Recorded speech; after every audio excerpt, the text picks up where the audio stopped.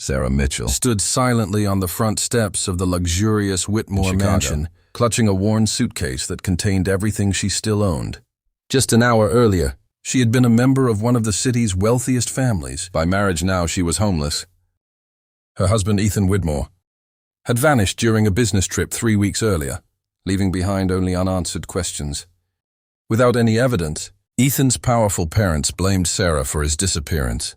They claimed she had brought nothing but bad luck into the family and accused her of ruining their son's life. Despite her desperate pleas, no one believed her. The mansion gate stood open as servants and security guards watched in uncomfortable silence.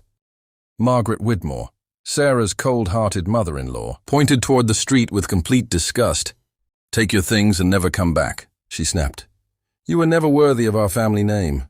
Her father-in-law remained silent, refusing even to meet Sarah's eyes. A security guard gently placed Sarah's suitcase beside her before closing the massive iron gate behind her. The heavy sound echoed through the quiet neighborhood, marking the end of the life Sarah thought she had built. Sarah fought back tears as she looked at the elegant mansion, where she had spent 4 years trying to earn love and acceptance. She remembered every family dinner, where she was treated like an outsider, every holiday where her opinions were ignored, and every cruel comment disguised as advice, even after Ethan disappeared.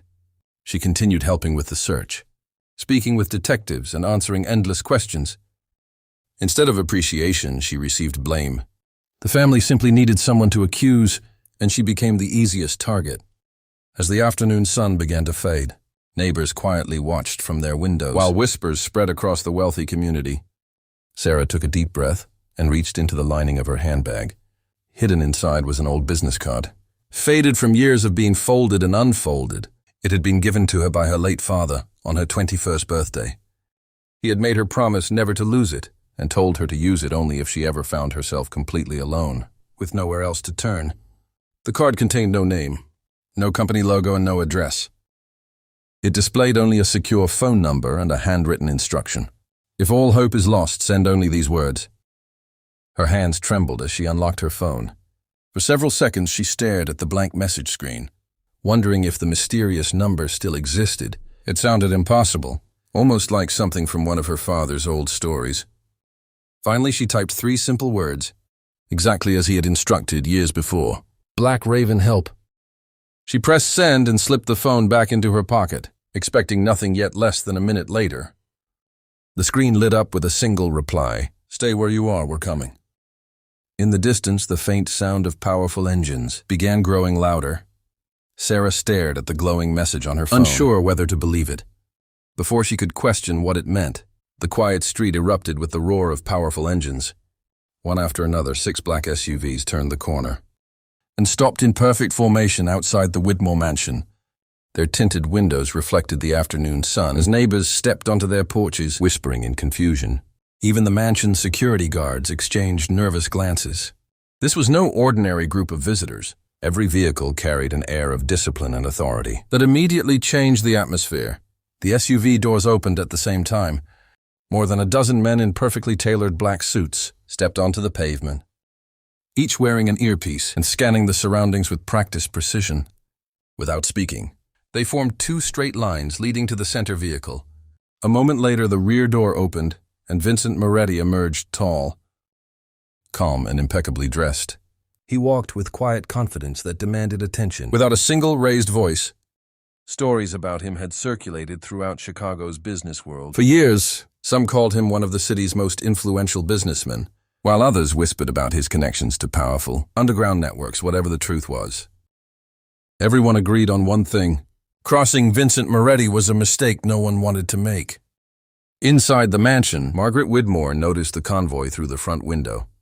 Believing important investors had arrived, she quickly straightened her expensive jacket and hurried outside. With a welcoming smile, "Mr. Moretti," she called cheerfully, extending her hand. "What an unexpected honor. Please come inside. We would be delighted to host you." Vincent never looked at her.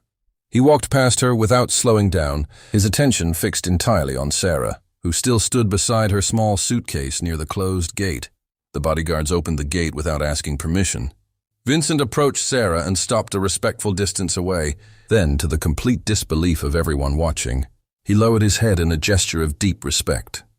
"Miss Sarah Mitchell," he said calmly. "We've been waiting for your message for 12 years. Sarah stared at him in stunned silence. She had never met this man before. "There must be some mistake," she whispered. Vincent shook his head gently. "There is no mistake. Your father gave us one instruction before he died. If his daughter ever sent the Black Raven code, we were to protect her with our lives." Margaret's confident expression disappeared instantly. She looked from Sarah to Vincent, unable to understand what was happening. Vincent reached into his coat and carefully removed a sealed envelope, bearing Sarah's father's handwriting. "He trusted that one day you would need the truth," Vincent said as he handed it to her. "From this moment forward, no one will threaten you again." The once proud Widmore family stood speechless as they realized the woman they had thrown into the street was protected by someone whose influence far exceeded their own. The balance of power had shifted in a single, unforgettable moment.